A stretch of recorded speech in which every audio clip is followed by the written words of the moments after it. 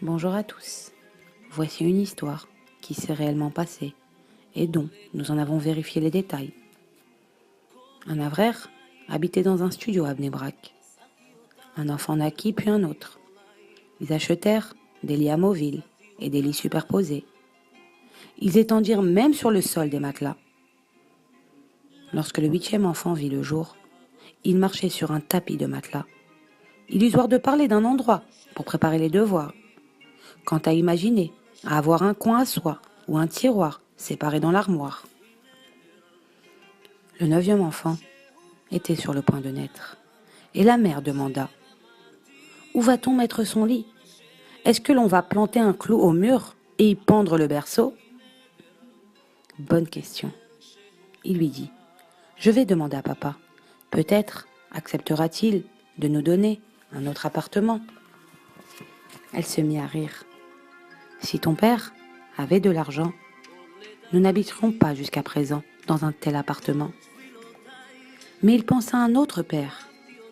Il demanda un congé d'une journée pour aller au Kotel et partit pour Jérusalem.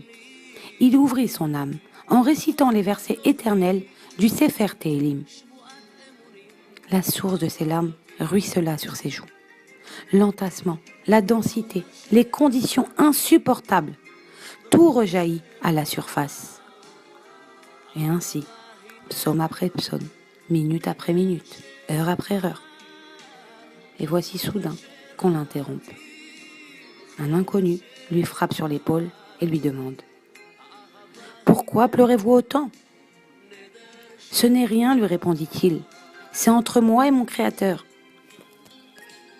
Il continue à réciter des télim, tout en pleurant, et son interlocuteur l'interrompt de nouveau.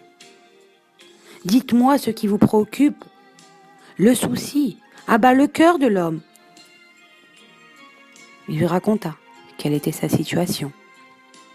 L'homme lui dit « Venez avec moi. » Il le prit dans sa voiture et l'emmena dans une agence immobilière très connue et demanda « Avez-vous en vente un appartement de 5 pièces ?» Un appartement spacieux avec un jardin était disponible. Il rédigea un chèque d'1 million de shekels, reçut les clés et les tendit à l'avraire.